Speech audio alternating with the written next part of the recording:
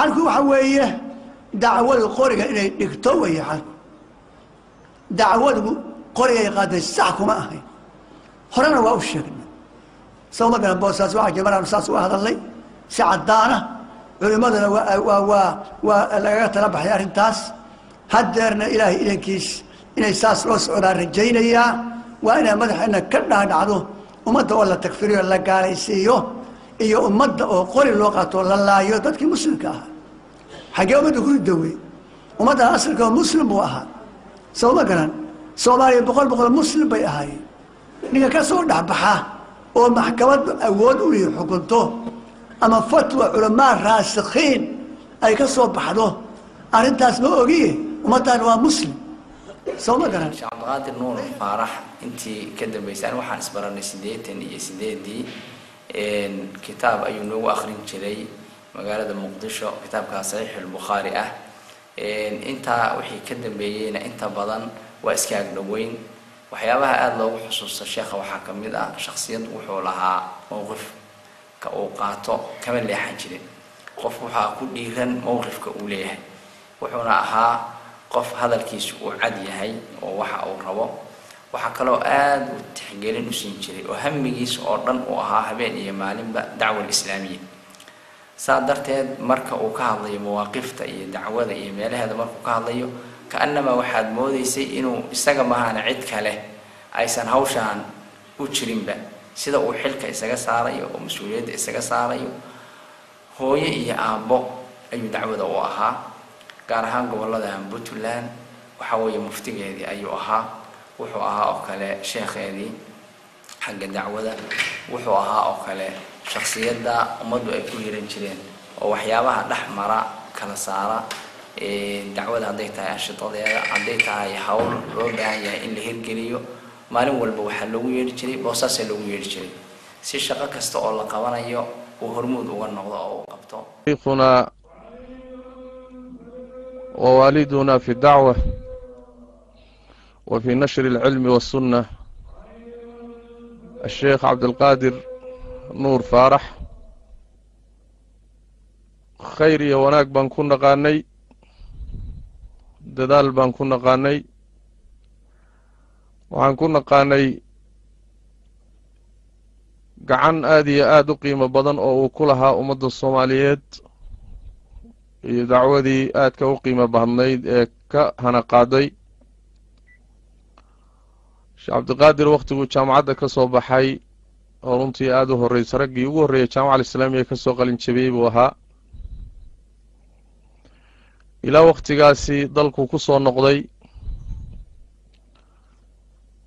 مددا إلى ما أنتو للدلي وحكومة مشغول سنة مصالح دا يدنها الصوماليات خاصة سيدي دين تودا يا آخر دودا يا الدنيا دودا انتبا وحي دنها هودا أيو كو مشغول سنة يا عمريكيسي كو قاتي markii hore waa ninka xoolo ma haysan waa wax jira oo la arko in badan markii uu meesha maaragtay uu ku biiro shirka dawladda iyo waxa dawladdu ay haysato waa waxa la yiraahdo waa maalka caamka oo umadu wadaagto waay waxa laga yaabaa inuu Soomaali hadaan nahay Sheekh Bashiir oo habeen muxaadarin baa wuxuu lahaa Soomaalidu waa yaqaaninku waxa uu leeyahay waa yaqaanin qabiilku wuxuu leeyahay waa yaqaanin laakiin wax dadkoo dhan wada leeyahay ma yaqaanin mawjeedar waxa la moodaa wax dadkoo dhan wada leeyahay waa waxa dawladdu hayso waxaas dawladdu haysana waxa u naqaan xoolo bela leedahay oo ay tahay ninba meeshu ka soo gaaro ninkii xadi kara iyo ninkii xabsan kara iyo ninkii wax ka khayaani kara ninkii qalin ku xadi kara iyo inay u banaan tahay marka masaladaasi waa mas'ala khatiira xoolahaas hadda wax dhacaysa waxa bay la roon shakhsi mucayyana oo hadda doonto waa dhamaad ama ku qabsado ama maxkamada ku geeyo ama iska bariyo wala cafide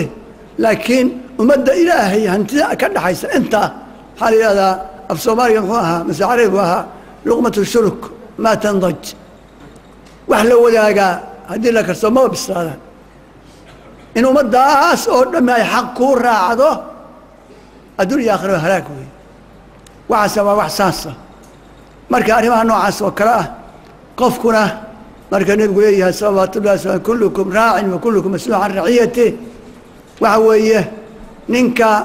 xafiis loo dhiibaa waa raaci ilaahay agtiisa xil baa loo dhiibay ummadi leedahay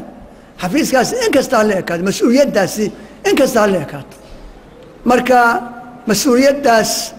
ilaahay waa kula xisaabtamay wuxuu ku duqoobay oo ku da'oobay ilaahay diintiisa inuu dadka ugu yeedho tawxiidka iyo sunnada inuu faafiyo ummadda inuu sulxigeeda iyo heshiisiinteeda ka shaqeeyo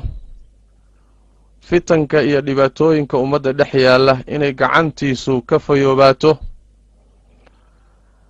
cimrigaa dheer ee uu dacwada iyo diinta iyo uu dadaalka waday intaasoo ardaa uu soo saaray ummadda soomaaliyeedoo maanta masaajidda buuxisay xijaabka gabdhuhu qaateen diinta faaftay uu ka mid ahaa raggii ugu horreeyey gacantii ugu horraysay lahaa ilaa iyo wakhtigaana uu u taagnaa arrintaasi ilaa lagu dilay waxaan isleeyahay waa daliilka ugu weyn ee ku tusaya in sha allahu tacaala inuu khaatumadiisu wanaagsan tahay lacagta burcadbadeedda innagu haddaynu reergarowa nahay oo meelaha ka nahay wax badan oo xisaab lahayn baynu ka hadalnay lacagta burcadbadeeddu waad og tihiinoo waa qasbi waa dhac waa dad muslim iyo gaale waxay yihiinba aan mudnayn baddaa maraya oo maaragtay dariiqaas ilaahay sameeyey oo ummaddu uda ba'an tahay maraya oo aan cidna dhibaato ku hayn ama tujaara ama wax noocaas oo kale u socda in lagu xadgudbo oo markaa ka bacdi la muquuniyo oo la laayo haddii la doono iyo waxba loo kala soocayn oo la dhaco oo markaas xoolo badan oo xaaraana oo qasbi ah meeshaa lagala yimaado marka xoolahaasi haddii isweydiin mayno qasbiga noocaas oo kale inuu muxaram yahay in allaha طayibun laa yaqbalu ilaa طayiba alxalaalu bayinu waalxaraamu bayin waa xaaraamtii bayinka ahayd weeye oo saasa u muuqanaysaa hadday saa tahay taa laisma weydiin bay tahay waxaa moodaa in laga qanacsan yaha taa laisma weydiin laakiin lacagtii hadda soconaysoo daad ah baa la sheegayaa oo maaragtay lacagtaas malala tacaamuli karaa wax malala gadan karaa dukaamaha hadday furtaan haddii lacagtii soconayso meelaha lacagaha kala bedela ama lagu kaydiyoho sida bunuugta oo kale ama maaragtay xawaaladaha oo kale lacagtaa ma la dhihi karaa ma loo hayn karaa saw ma garan ilaahay wuxuu yidhi watacaawanu cala albiri waاtaqwa walaa tacaawanu cala اlismi wاlcudwaan waxa weeye marka hadday xaaraam yihiin oo dulmi yihiin oo jariimo yihiin inaad la tacaamusho wax ka gadato u hayso u sarrifto soo dhowayso macnahaas waxa weeye waxa ilaahay nahiyey waxa weeye tacaawun cala almunkar walaa tacaawun cala alismi waalcudwaan waa dembi iyo xadgudubkii laga sheekeynayey iyo wax la mid ah oo qofkii aad ugu kaalmayso wey marka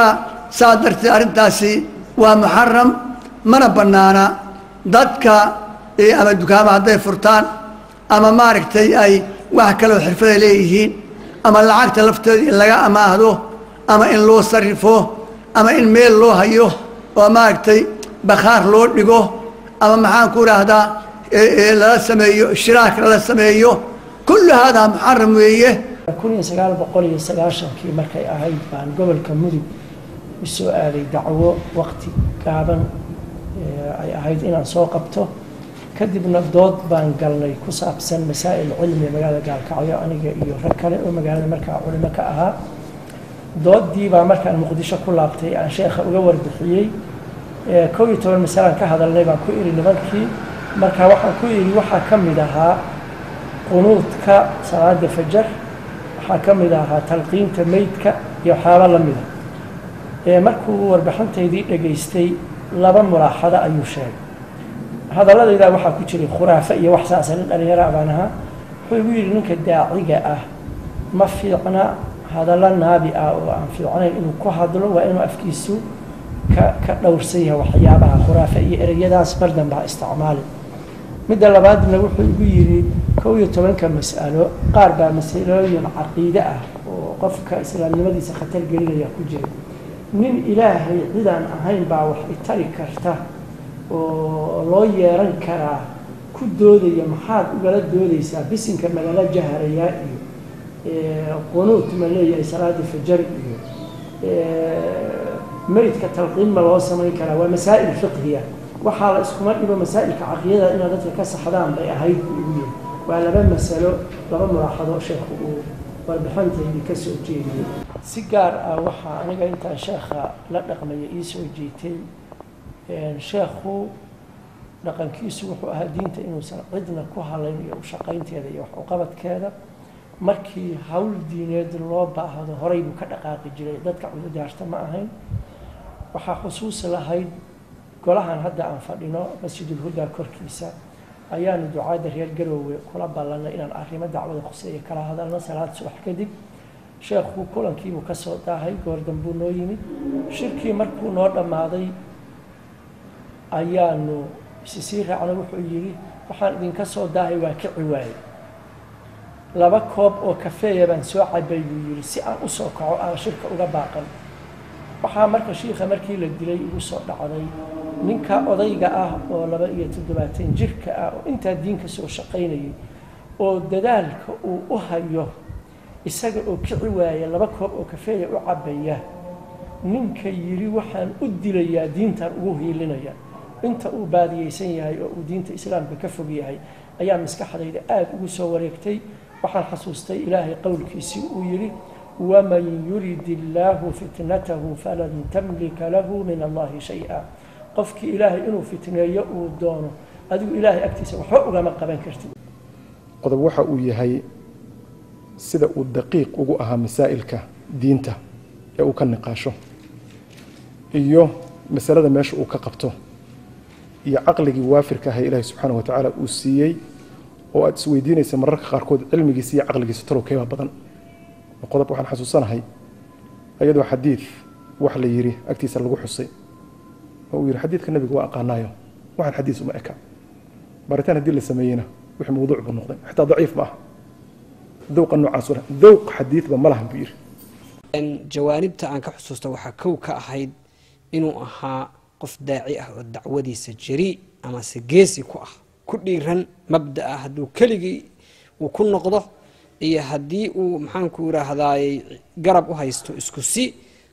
uga mara dhaliya ama jecel inuu uga mara dhaliyo runtii waxaan xusuustaa 2007 mar magaalada in badan ayaan u cadayn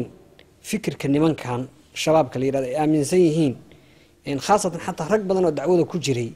ay la ahayd ama ayaan u muuqanayn baba nimanka khataadooda badan oo keligii ku ahaa oo masaajida maxaanku ka ridiyay oo shakhsiyaad kamid oo magaaladan yimi oo xataa isku dayay inuu si adag u weeraro dad badan ay la yaabanaayeen laakiin taas ay dib u soo baxday waxaan xusuustaa inuu ahaa sheekhu aan ku tilmaami karaa shakhsi aad u cibaado badan dad badan baan arkay oo culamo ah runtii dadka aan arkay dadka ugu cibaadada badan buu ahaa hadday tahay salaad quraan akhris sadaqada jecelna cibaadadiisa inuu ikhlaas ku daro oo markuu cibaadaysanayo saa u sheekaysanaysana salaad hadduu galo khushuuca uu ku tukanayo iyo qaabka uu tukanayo salaada waqtigeeda haddii la gaaro shir kasta oo lagu jiro mar haddii adan dhaco jecel inuu hore ka kaco hawl kastoo la hayo oo masaajidka hore ka aado laakiin waxyaabaha aan aad ula xusuusto waxaa ka mid ah salaada suu noogu dadaali jiray inuu noogu amro salaada iyo inuu nagu dabageli jiray tali yaraanteeni ilmaha yaryar dhammaantood waxaa ka mid ah oo kale safar dacwo u bixi jiray aad u bannaan jireen marka uu tagayo oo kale oo albaab ka sii baxayo inta badan sida caadiga ah waxaa la iskala dardaarmi jiray xaafadda in laga warhayo iyo waxyaabaha ku saabsan nidaamka iyo laakiin isagu wuxuu oran jiray ilaahay ha laga cabsado salaada ha lagu dadaalo quraanka ha la akhristo waxaan aad iyo aad u xasuustaa waxyaalo badan oo dhaqamadiisa ka mid ah maadaama aan ahaa khaadimkiisii ama gacanyarihiisii waxaan aad u xasuustaa markii laga hadlayo xagga dabeecadihiisii cajaa'ibta lahayd xagga ammaanada runtii wuxuu ahaa nin shiikha dee wax badan oo sifaada lahaa sifooyinka marka cajaa'ibta sifada cajaa'ibta la tilmaanta cajaa'ibta waxay lahayd markii wax ku soo dhacaan ila waa ninka sheekha ah ama ha noqoto wax abaar u socda ama ha noqoto wax biyo u socda masaakiin ama agoon ama dad waalan ama masaajid la dhisayo ama iskuul ama isbitaal ama wax noocaas marka jeebkiisa ku soo dhacaaniin qaaliban markuu ii sheego wuxuu oran jiray intuu ii yeero hawshaasaa jirta hawshaa waxaan u baahanahay inaan isdhaafino marka waayahay baan dhahanaa waa soo diyaarinaynaa markaan u dhaqaaqno haddii xoogaa wax si noqdaan bini'aadamka wax ka daha badane wuxuu aada ammaanada isagoo ilaalinaya u oran jiray waxbaan kuu sheegayaa lacagtii waatan gurigayga ku hoomayso agtayda ku hoomaysa i dhaafi meel kale soo dhig goorta hawsha soo diyaarisid isu keenkeen wuxuu aada u ilaalin jiray dadka waxa ay leeyihiin oo caamkaa in gacantiisa ay ku dahdaahdo iyadoo aysan gaarin meeshii loogu talagalay sifada ammaanada ah iyo si uu ilaalin jiray baan aada u xasuusanna sheekh cabdulqaadir wuxuu ka mid ahaa culimmadii u saldhigtay aasaasidda iyo hirgelinta xarakaadka soomaaliya kuwa ugu waaweyn ee ka hirgalay dalka wuxuuna ka mid ahaa xubnaha ugu muhiimsan intii ay jireen isaguna uu noolaa dowrkii uu ku lahaa si kooban dacwada salafiga ah si gaar ahaaneed xarakada jamaacat al-ictisaam bilkitaab wasunna waxaan ku sifayn karnaa haddaan soo ururino inuu ahaa dowr maxwariya ama asaasi ah haddaan ka soo bilowno xilligii xarakadaasi ay qaadatay tawajuha ama manhajka salafiga ah ee xilligii aljamaaca alislaamiya awaakhirtii toddobaatanaadkii wixii ka dambeeyey 77 xilligii takfiirka kadib ilaa maanta oo la dilayay sheekhu raximah ullahu tacaala wuxuu ahaa aasaasayaashii jamaacadaas magac kastoo ay qaadato isbedeladii ku yimid jamaacada iyo tatawuraadkeedii iyo horukaca ay samaysay intaba raad muuqda ayuu sheekhu ku lahaa raximah ullahu tacaala wuxuu weligii xubin lasoo doorto ka ahaa golayaashii shuurada ee jamaacada haday tahay xilligii jamaca alislaamiya xilligii itixaad xilligii jamacat al-ictisaam bilkitaab wasunna wixii ka dambeeyey sanadkii 96kii oo jamaacada magacaas ay qaadatay kadib markii ay jamaaco kale la midowday kadib wixii 2005 ka dambeeyeyna sheekhu raximah ullahu tacaala wuxuu ahaa xubin joogta ah oo aan lasoo dooran guddiga joogtada ee majliska shuurada allajna alcilmiya ama allajna daa'ima loo yaqaano oo iyagu ka tala bixiya qadaayaadka manhajka iyo cilmiga la xidhiidha iyo abxaafta arrintaa khusaysa ee jamaacadu u baahan tahay sidaa darteed wuxuu ka mid ahaa sheekhu raximah ullahu tacaala guddidii asixisay ee akhriday ee soo gudbisay manhajka jamaacadu ayaa timaaday ee ku saabsan caqiidada iyo dacwada iyo manhajka istidlaalka intaba ee maanta macruufka ee manshuurka ee la faafiyey manhaj jamacat al-ictisaam bilkitaab wasunna weligii golayaasha tala bixinta ee mashhuurada jamaacada marxalad walbo ay soo martay buu ka mid ahaa waana la soo dooran jiray arrinkaasina wuxuu daliil u yahay sheekhu jazaahu llahu khayran waraximahu kalsoonida uu ku dhex lahaa jamaacada iyo afraadda ku abtirsada manhajka iyo jamaacada meel walbo joogaan dibad iyo gudaba sida ay ugu kalsoonaayeen mar walba dadka lasoo hormariyay ee lasoo doorto ayuu ahaa marxaladii dambena 2005 wixii ka dambeeyeyna guddigaas joogtada ee aan dhicin ayuu ka mid ahaa oo ay ku urursan yihiin aasaasiyaasha jamaacada iyo culimadeedii intii badnayd dowrka uu marka ku lahaa raximah ullahu tacaala jamaacada wuxuu ka muuqanayaa xagga ra'yigii iyo tala bixintiisii oo inta badan mawaaqif aada u badan oo runtii kana tala bixiyey in badanna sidii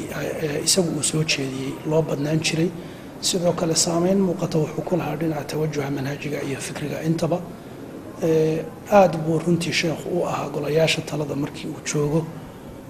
nin aada ugu dabacsan walaaladii oo ra'yiga haddii kiisa laga bato qaata laakiin inta niqaash ay masalada ku jirto wuxuu ahaa nin aada iyo aada u bayaaniya oo u sharxa wixii uu xaq markaa u arka ama in dan iyo maslaxad dacwada laga shaqaynayo ay ugu jirto uma turi jirin hadalka sida isaga la tahay waa ku dhiiranaa waa bayaanin jiray kadibna haddii laga bato sida loo bata ayuu yeeli jiray waxaan jeclahay inaan xuso sheekhu raximah ullahu tacaala wuxuu ahaa dadka ay aada ugu weyn tahay midnimada iyo wadajirka dadka dacwada ka shaqaynaya si gaara wuxuu aada iyo aada runtii xoogga u saari jiray dacwadan in si wadajira uun looga shaqayn karo camal jamaaci inay dacwadani ku meel mari karto. wuxuu aada uga soo horjeeday cid walba oo ku baaqaysa dadka in la kala firdhiyo mawaaqif adag buuna runtii ka istaagay. fadiilatu sheekh cabdulqaadir nuur faarax kuma koobnayn inuu ahaa caalim diinta islaamka faafiya ee wuxuu kaalin weyn ka qaadan jiray dhammaan baahiyaha ummadda ee kala duwan sida dhisidda masaajidda isbitaallada gurmadka masiibooyinka rabbaaniga ah taageeridda xarumaha dhimirka iyo agoonta sidoo kale wuxuu dadaal dheeraada ku bixin jiray hagaajinta danaha guud ee ummadda. maraafiqda kale sheekhu ka qayb qaadan jiray waxaa ka mid ah masaajidda dhisitaankooda oo lagu xusuusto labada masjid oo ugu waaweyn magaalada Garowe Masjidul Huda iyo Masjidul Rahma. sheekhu dhaqaalaha loo ururiyay isaga koow ka ahaa. acmaasha uu kaloo qabanaya waxaa ka mid ah wax kasta oo mujtamaca faa'iido u leh sida isbitaalada inuu dhisitaankooda inuu ka qayb qaato isbitaalka Garowe isaga sababtiisa ayuu wuxuu ugu ururiyay lacag badan oo lagu dhisayo hadda ma garanaysa inuu shaqeeyo suurto gelisay. sidoo kale xarunta dadka waalan lagu hayo xarunta Nasrullah sheekhu wuxuu ahaa macnaha ehel buu ahaa ehelada wuxuu qabta ehelka ugu wanaagsan buu ka mid ahaa wuxuu ogaa inuu yahay nin dhimanaya waxyaabaha uu macnaha hadhowdii uu anfici doonana in ay ka mid yihiin dadka noocaas oo kaleeta ah oo aan lahayn macnaha xis ay isku maamulaan. sheekhu haddii uusan 10kii beriba noo imaanin ama uusan naga xog dhaba naga haynin wuxuu kasoo dhoogan jiray gurigiisa wuxuuna imaan jiray xarunta isagoo iga qaadaya bal waxyaabaha dadka kusoo kordhay iyo waxyaabaha naga dhacay iyo macnaha systemka aan la aamusnayo hadii markaan nafta u yaabno oo dadkii waxaanu siino weyno ama aanu meelaan wax ka keenno weyno ayaanu sheekha ku carari jirnay ونجنا شيخه وحنا قان محي هاي تويسون كرتي شيخه وحنا قان بريسكي شيخه وحكا قان سليدي شيخه وحبا ما أنه هاينو شيخه حتى مشاهرين كبان نقول سو ما فهميسي مركز شيخه فدقا أيو كاكي عجري مالك استوى حكا كيانو عيد كاستهلا عاوستو سوى وحوذا بنو إيمانج اسلام كانوا وحوثا من جرين دادكاسي وباهيين وإيهين دادكا وحلاقا بانكرو دادكا وهم مذن آخرية دوكا وقايل ويري أنا تعرف أنا السؤال إن بدن هؤلاء كيد أساستي وحقبتي سويقانتي مراحل بدن بعد كل يبقى كتير هذا مال حتى إلى مريسو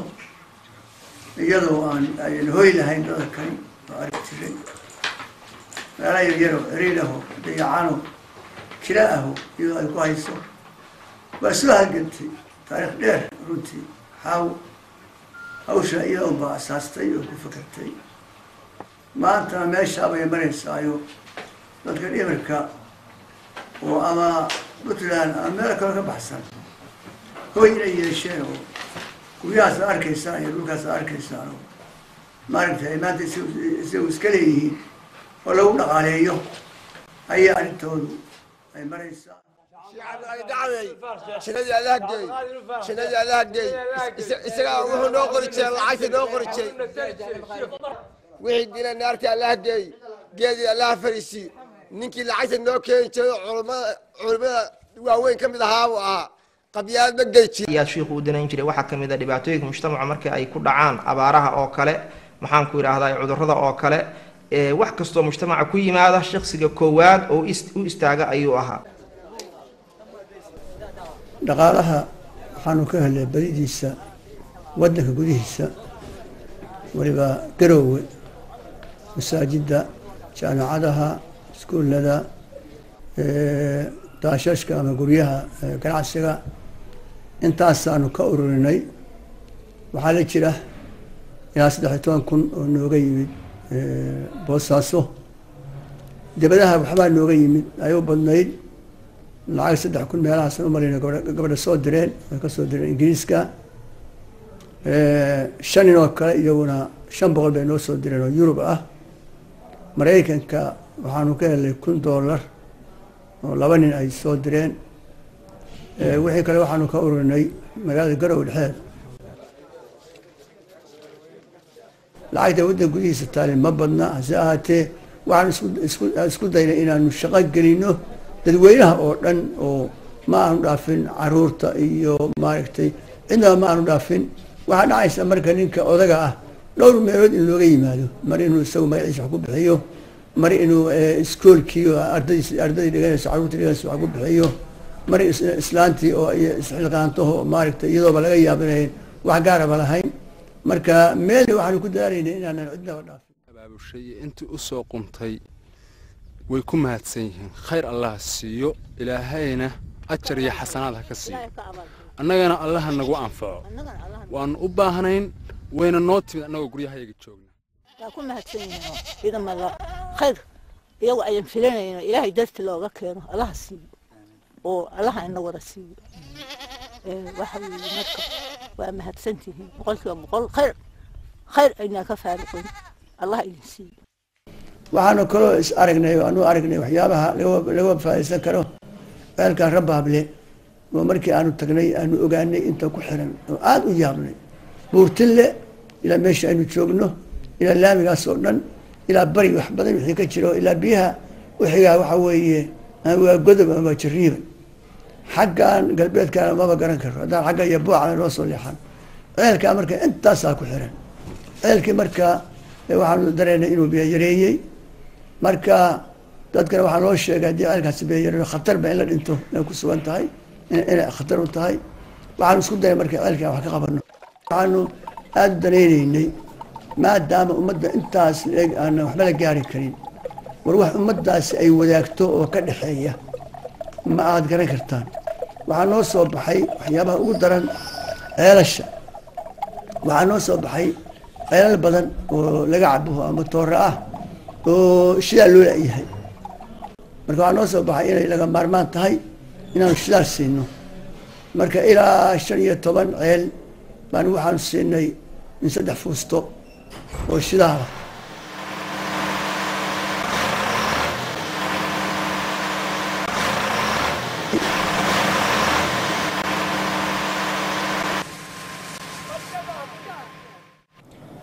ugu horeyn raabidada macaahidda sharciga ee Soomaaliyeed waxaa lagu aasaasay magaalada Hargeysa sanadkii 2011 bishii 6 aakhirkeedii asaaska raabidadaasna waxaa ka soo qayb galay culimada ugu waaweyn jaamacada Al-Azhar Kitaab wa Sunna Sheekh Ali Warsame Sheekh Abdulqaadir Faarax Sheekh Bashiir Ahmed Salaad Dr. Ahmed Xaaji Cabdiraxmaan asagana Allah u naxariisto waxaa joogay Sheekh Yuusuf Aadam culimo badan oo jamaacada culimadeedii ah waxaa ka soo qayb galay maamulayaashii macaahidda rag cilmiga tarbiyada iyo shareecada bartay waxaa lagu aasaasay raabidadan oo kulmisa macaahidda sharciga ah ee ka furan dalweynaha Soomaaliyeed waxaa markaa ka qayb galay ilaa 15 machad oo heer secondary ah kadibna ilaa 3 kale oo secondary ah ayaa la furay oo raabidada ku jiray waxaa samaysan macaahid kale oo 20 iyo dheeraad ah oo heer dugsi dhexe ah arda 10,000 ka badan baa dhigta dhowr kunna way ka qalin jabiyeen hay-adda sidaa u ballaaran oo kumaniyaalka aqoon-yahanka soo saaraysa sheekhu raggii aasaasay buu ka mid ahaa raggii manhajka u dejiyey ee nidaamka ayuu ka mid ahaa waxaana rajaynayaa inay noqoto waxyaabaha ilaahay uu camalka daa'imka uga dhigo si gaar ah macadka Khadiija binti Khuwaylid ee magaalada Garowe raggii asaaskiisa horseedka ka ahaa ama cumdaha u ahaa buu ahaa sheekhu oo dad badanna soo saaray haddana ka mid ah manaaraadka cilmiga ee gobolka Nugaal Sheekh Cabdulqaadir Nuur Faarax waxyaabaha uu sida khaaska uga hirgeliyay magaalada Garowe iyo gobolka Nugaal iyo Puntland waxaa ka mid ah mu'asasada Minhaaj ee dacwada iyo horumarinta waxaa ka mid ah hay-adda wanaag faridda iyo xumaan reebidda oo dhammaan muxaadaraadka iyo qur'aanka si lacag la'aana ugu qaybisa dadka cilmi doonka ah sidoo kale sheekhu wuxuu ka hirgeliyay gobolka Nugaal idaacatul xikma idaacadda al-xikma oo gaarta masaafo ilaa 60 kilomitir ah ahna idaacadda loogu dhageysiga badan yahay waxa ugu muhiimsan idaacadda u dhisan tahay waa dacwada islaamka sida muxaadaraadka quraanka kariimka iyo barnaamijyada dacwiga ammaanka arrimahaas ay ka shaqeysaa sheekhuna runtii wuxuu ahaa ududhaxaadka koowaad idaacadda ku taagan hadday noqoto xagga ra'yiga dhiibashada horumarinta idaacadda wuxuuna sabab u ahaa idaacaddii hore oo yareyd in la bedelo idaacad 600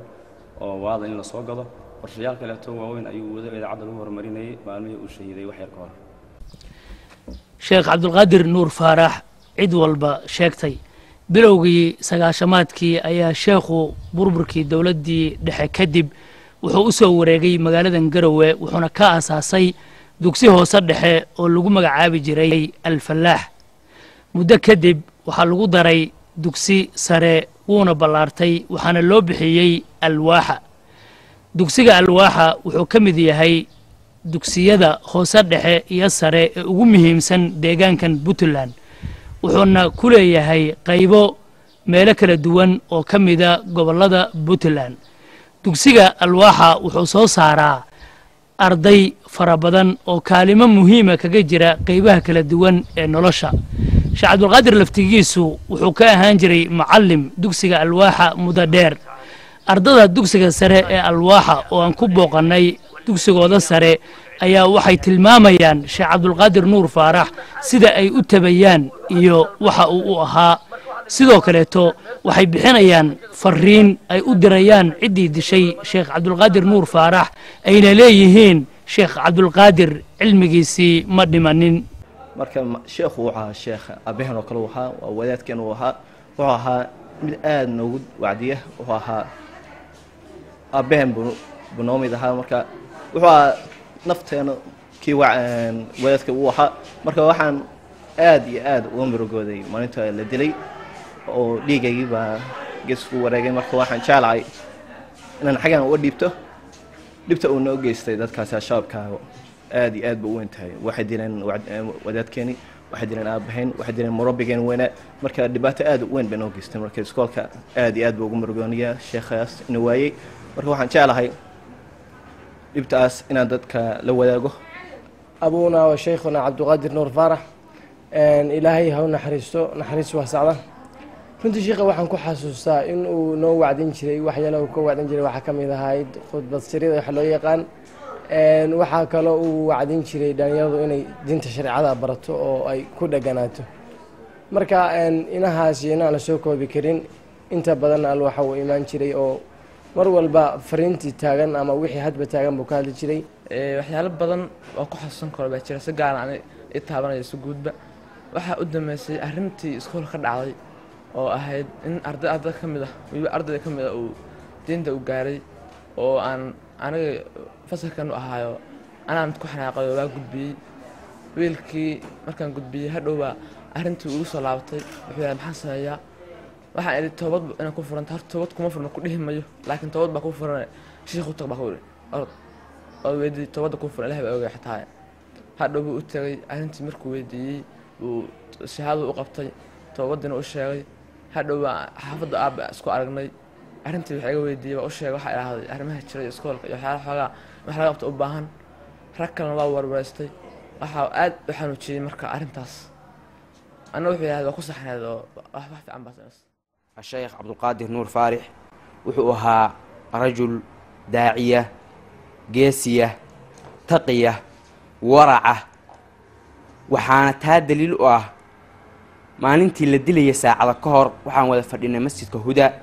استغل نقله اللي أرنتي وشاقي يحيى الشيخ وأهيد ندينت إسلام كعايي